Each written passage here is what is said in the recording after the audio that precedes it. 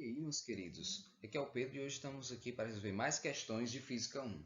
Hoje nós vamos resolver a questão de número 16 do capítulo 7.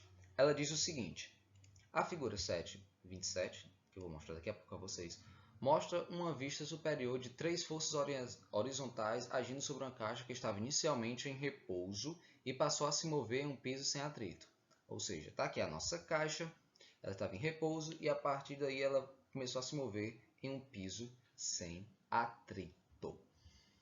Os módulos das forças são F1 igual a 3 newtons, F2 igual a 4 newtons e F3 igual a 10 newtons. Ou seja, pega o caderninho de vocês, anota essas forças. Sempre lembrando, anota todos os dados da questão para ficar evitando voltar para a questão. E os ângulos indicados são θ2 igual a 50 graus e o θ3 igual a 35 graus. A pergunta é, qual é o trabalho total realizado sobre a caixa pelas três forças nos primeiros 4 metros de deslocamento?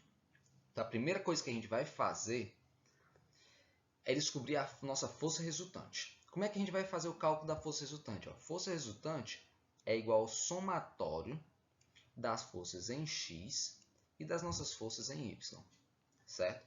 Para a gente descobrir as forças em x e y, a gente precisa decompor cada força dessa. A F1 não precisa, né? Porque ela está na direção aqui, ó.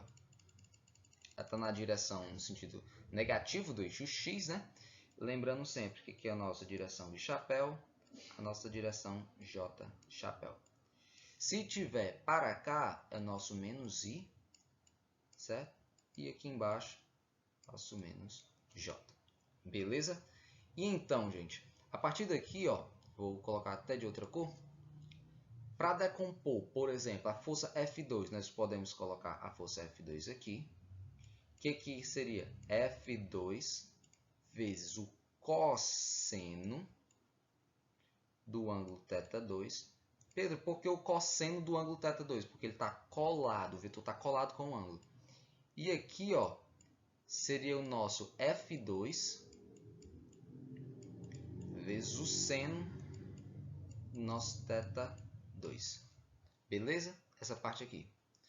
Pedro, e do F3? Vai fazer exatamente a mesma coisa. Vou colocar aqui de outra cor para não ter perigo de confundir. Vou colocar de verde, ó. Ou seja, no F3 aqui embaixo seria F3, que multiplica vezes o cosseno que está colado, certo? Do θ2, θ3, quer dizer. Gente, releva aqui minha letra, viu? Porque aqui no computador, oxe, horrível.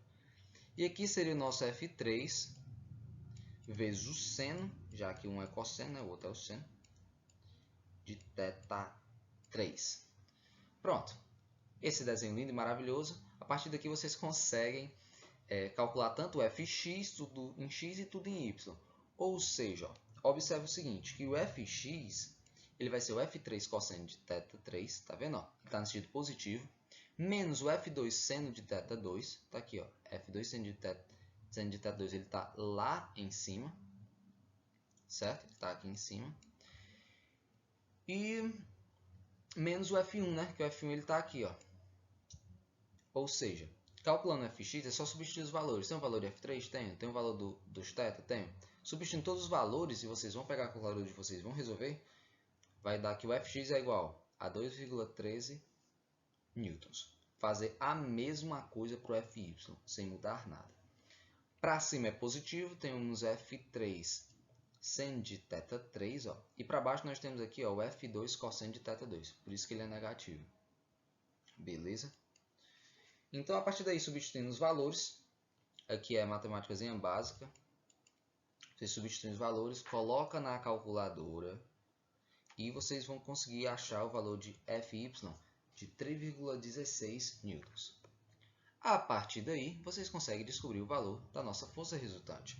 A força resultante, certo? Ela vai ser o quê? Nós temos a componente x e y, certo? Vou fazer aqui em cima aqui, ó. Nós temos x e y.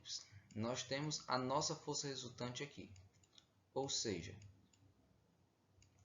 a partir daqui, o nosso famoso Pitágoras, né? Força resultante ao quadrado é igual fx ao quadrado mais fy ao quadrado.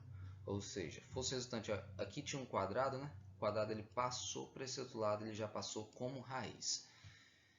E então eu tenho um valor de fy, né? O valor de fx e fy, substituo aqui, obtendo o valor da nossa força resultante. Pedro, mas para que isso, Pedro? Calma aí que vocês vão entender. A gente tem que considerar que a direção e o sentido de D é igual ao sentido da força resultante. Por quê? Porque em nenhum momento ele diz qual é a direção do movimento, certo? Ele diz qual o trabalho realizado sobre as caixas pelas três forças nos primeiros 4 metros de deslocamento. Ou seja, o que é que ele fala aí? Se eu desloquei 4 metros, então eu desloquei 4 metros na mesma direção a favor da força resultante. Entende? Por isso que a gente considera a direção e o sentido de D igual à da força resultante. Ou seja, agora é muito rápido. Trabalho é igual a força vezes a distância vezes o cosseno de θ. Se aqui, ó, se a gente tem uma força nesse sentido e a gente tem um deslocamento nesse sentido, o ângulo entre eles aqui, ó, é zero, certo? Ou seja, se é zero, o cosseno de zero é quanto? O cosseno de zero é 1. Por isso que aqui soma, fica só FD. A gente tem um F? Tem, que é 3,16. A gente tem um D? Tem, que é 4. 3,16 vezes 4 dá igual a 15,24 joules. Beleza? Eu espero que vocês tenham entendido. Qualquer coisa pode falar comigo. Valeu!